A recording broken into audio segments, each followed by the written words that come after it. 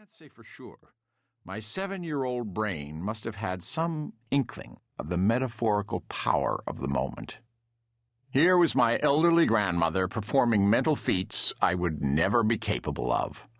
I must have been aware that I would lose her soon, but surely I did not imagine her razor-sharp mind ever failing her, not until the very end.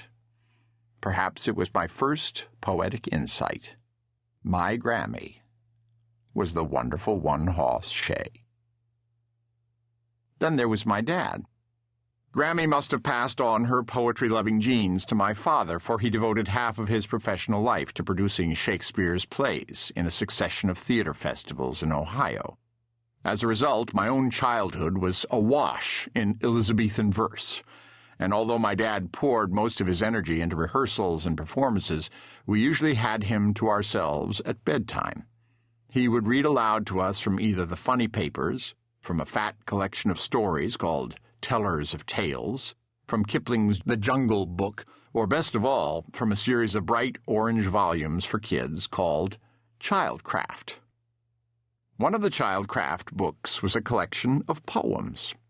It mostly featured loopy verse by doggerel poets such as Edward Lear and Lewis Carroll.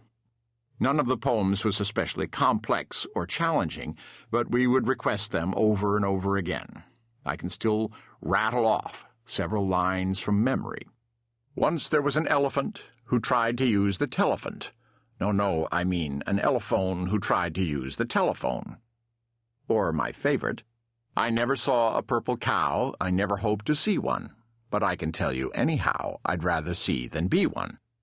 I remember my father's exact inflections, his husky smell, the scratchy wool of our burnt orange couch. My father was a genial man, but slightly abstracted. He lived his life with his head halfway in the clouds. But when I and my sibs cuddled up to him and listened to those poems, we were never closer. Those bedtime hours primed me for all the poetry I encountered later on in high school and college English classes. Nonsense verses gave way to the metaphysical poets, the cavalier poets, the romantic poets. Instead of telephants and purple cows, I discovered Donne, Herrick, Coleridge, Poe. I embraced these poets with a swoony, youthful exuberance. I felt as if they were speaking directly to me from centuries past. I remember declaiming Walt Whitman to my first girlfriend, pronouncing Marvell's To His Coy Mistress the perfect poem, memorizing Keats' Ode to Autumn on a golden fall day in New England. As a student actor, I appeared in plays by T.S. Eliot, Dylan Thomas, and William Butler Yeats, drunk with the power of their words.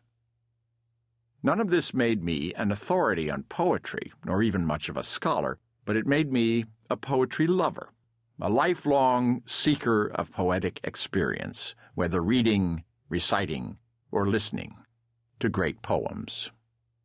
I once witnessed firsthand just how intense the experience of poetry can be. The story bears repeating because it partly inspired this book. 10 years ago, a married couple asked me to host a benefit for a non-profit organization they had founded in a town 80 miles from my home. The request came at a time when I was busy and overextended, so I hesitated. But when my wife told me that these people were good friends of hers, I accepted their invitation. A few days later, the couple called again, asking me to recite some poems during the benefit.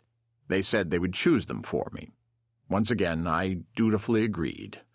When the evening arrived, I quickly skimmed the poems they had chosen before setting off with my wife.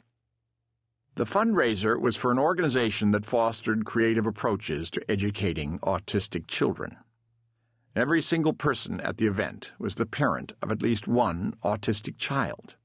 The couple themselves had had 3, one of whom had died young. Considering these poignant facts, the atmosphere at the banquet was amazingly light-hearted and festive. Everyone was cheerful and energized, none more so than my 2 new friends. After dinner, I launched into my recitation. The couple had selected a dozen poems. As I read them, I began to realize why each poem had been chosen.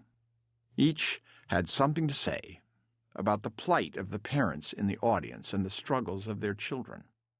The first few were